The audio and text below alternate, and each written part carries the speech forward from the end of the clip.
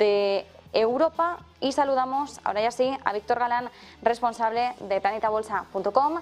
Víctor, muy buenas. Hola, ¿qué tal? Buenas tardes.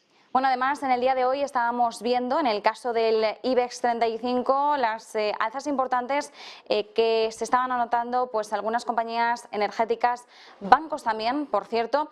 Endesa sigue manteniendo las subidas en el top 5, pero bueno, Bankinter, CaixaBank, Santander están en las tres primeras posiciones, pero bueno, sí estamos viendo a Endesa, estamos viendo también a Naturgy, Red Eléctrica, Iberdrola, Enagas, y es que todas ellas pues están descontando el mejor entorno que se dibuja, teniendo en cuenta que el Gobierno, Víctor, está suavizando el impuesto a las energéticas y estamos viendo, por tanto, cómo se están animando en el IBEX 35.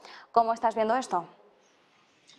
Pues sí, de una manera muy positiva, la verdad, Marta, porque como tenemos en pantalla, por ejemplo, Endesa viene haciendo progresos importantes. Fijaos que empieza a hacerlo mejor que el S&P 500, ojo que venía de una caída bastante agresiva, y en el caso de la compañía no parece que haya sido un primer freno en la media de 30 sesiones, donde pasaba por los 17,28, sino que todavía continúan las alzas y pues ya hemos casi acelerado hasta el nivel de 19, 18,54 en este caso, y tiene muy cerca los máximos anuales. Esto es muy interesante. Estamos viendo que desde ya hace semanas los indicadores de Planeta Bolsa nos daban algunas pistas de que en el valor estaba entrando dinero. Son este tipo de compañías las que más nos gustan cuando comienzan a hacerlo mejor y se vuelven a acercar a sus máximos, y además empieza a despuntar dentro del sector de la electricidad, ¿no?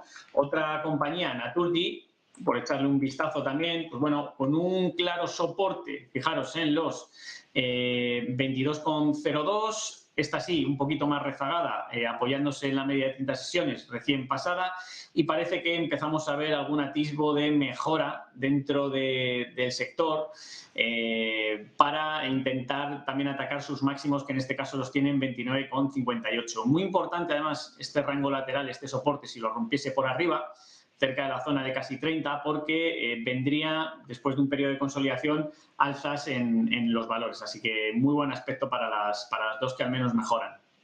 Bueno, y además también llama mucho la atención que aunque el Gobierno no ha suavizado ni mucho menos el impacto del impuesto del gravamen a los bancos, no sabemos hasta qué punto estarán descontando un entorno mejor, pero bueno, la banca hoy sí que se está animando también en el caso del IBEX 35, y en el caso de Wall Street hoy llama bastante la atención, Víctor, el hecho de que algunas chinas que cotizan en el Nasdaq, como son JD.com o Baidu, y también, por cierto, que cotiza en Nueva York, Alibaba, están cayendo.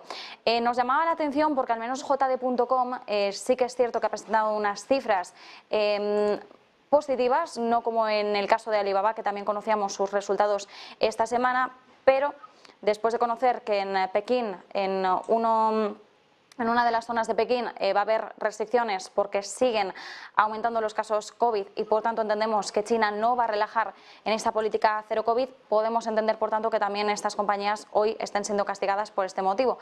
¿Cómo estás viendo el panorama?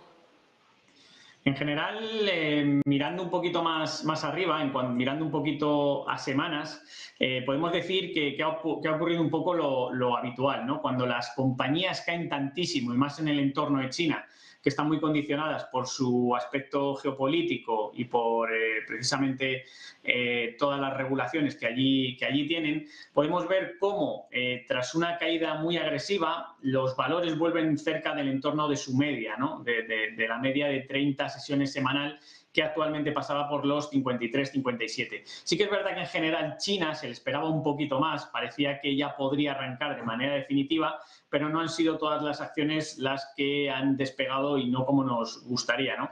En el caso todavía, por ejemplo, de JD, tenemos claro que buscaríamos un apoyo cerca de los 53,5, los soportes ya quedan muy lejos, casi un 50% de caída, y en el caso de Baidu, vamos a verla también, a ver qué aspecto tiene, pero fijaros que en el caso incluso de Baidu no lleva desde hace tiempo, desde prácticamente 2021, sin estar interesante. El dinero en 2022 y probablemente en 2023 de momento no vaya por las acciones tecnológicas, más conociendo todos los datos que se situaban de Europa y todo lo que hemos conocido esta semana.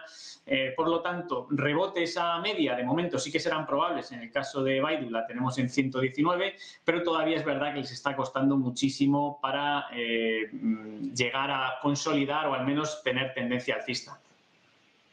Y al sector tecnológico en su conjunto, Víctor, ¿cómo lo estás viendo? Porque sí que es cierto que venimos de unas semanas algo complicadas. Sí que es cierto que ahora mismo no tenemos a Twitter cotizando y diría con suerte, porque con todo el caos que se ha desatado, no sé cómo hubiera... no sé qué tipo de movimientos hubiéramos visto realmente en la tecnológica, pero teniendo en cuenta los últimos despidos anunciados, pues esta semana se ponía el foco en Alphabet, aunque todavía no ha anunciado despidos, pero uno de los inversores activistas en la compañía decía, ojo, que Google tiene muchos empleados. Hemos estado viendo el caso de Meta, de Amazon, de Twitter, por supuesto. ¿Cómo estás viendo ahora mismo el sector en su conjunto? Bueno, hay miedo porque puede, ¿no? Visto la situación en Twitter y pese a que Elon Musk es un poco especial, hay un miedo de contagio, ¿no? De que precisamente Amazon o compañías como Google, que tienen muchísimos empleados, haya posibilidad de que todo eso se contagie y genere una gran recesión o al menos un incremento en las tasas de desempleo ahí en Estados Unidos. Mirando un poco a Meta, que lo tenemos en pantalla, pues bueno, por ejemplo, no ha cambiado nada lamentablemente tras estas últimas subidas, porque como decíamos, las tecnológicas tienen el peor rendimiento ahora mismo del sector en el S&P, y hasta que no llegase a 145 no empezaríamos a ver al menos un atisbo de suelo. En el caso de otras compañías como Amazon, bueno, todas estas, por supuesto, desde Planeta Bolsa no las hemos considerado interesantes durante este año, salvo para algún tipo de operación en corto, nunca para largos, porque como vemos, cazar suelos a veces no es tan sencillo, ¿no? Parecía que la zona, por ejemplo, en el caso de Amazon de los $100, era un punto donde ya no iba a caer más y la hemos tenido hace un par de semanas cotizando en 85, ¿vale? Entonces, no, hay que andar con mucho cuidado.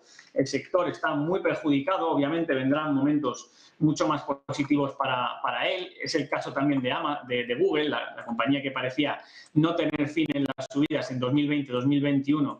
Hemos visto cómo con las subidas de tipos de interés ha empeorado claramente su aspecto técnico, el cual es en el que nosotros nos basamos para realizar las carteras en Planeta Bolsa. Y en este sentido habría que ser muy, muy cuidadosos, un poco como el chiste, ¿no? Como si la Reserva Federal nos estuviéramos diciendo con las tecnológicas, tengo una noticia buena y una mala, ¿no? Nos estoy diciendo por un lado, la buena es que se ve el camino al final del túnel. Y los inversores preguntaban, y la mala es que no hay túnel, ¿no? Entonces es un poco lo que está ocurriendo con las tecnológicas. Parece que mejoran, pero ojo, porque realmente no hemos salido del hoyo de la inflación, seguimos con un entorno de tipos altos donde están funcionando mejor otras compañías más value y habría que ser paciente mientras que no veamos una recuperación completa en el sector. Interesante. Por cierto, Víctor, seguimos pendientes también en el plano de la política monetaria de cuáles van a ser los próximos movimientos tanto de la Reserva Federal como del Banco Central Europeo. Además, las dos reuniones van a tener lugar a mediados de diciembre. Hoy es un día en el que miramos sobre todo a esa primera ventana de las TLTRO del Banco Central Europeo, pero por supuesto también seguimos vigilando de cerca algunos mensajes que nos están dejando, bueno, Christine Lagarde, que ha hablado esta mañana, pero también Klaas Knot, uno de los miembros del Banco Central Europeo, que nos llamaba la atención porque decía, ojo, los efectos de las subidas de tipos los vamos a empezar a ver en la segunda mitad de 2023, es decir, que vamos a tener que esperar todavía un año para empezar a ver los efectos de lo que está haciendo en estos momentos el Banco Central Europeo. Y decía, y realmente nos queda un largo camino por recorrer todavía porque no hemos visto ni alcanzado ni olido el pico de inflación. ¿Cuál crees que podría ser ahora el movimiento esperado en diciembre y sobre todo también en a principios de 2023? Parece que ahora la cosa se va a relajar un poquito más, no parece que esté sobre la mesa tanto una subida en 75 puntos básicos, pero sí mantenernos en 50 puntos. ¿Cómo lo estás viendo? Probablemente se cumplan estimaciones, es mi opinión, porque no estamos, creo, en el final de este ciclo todavía.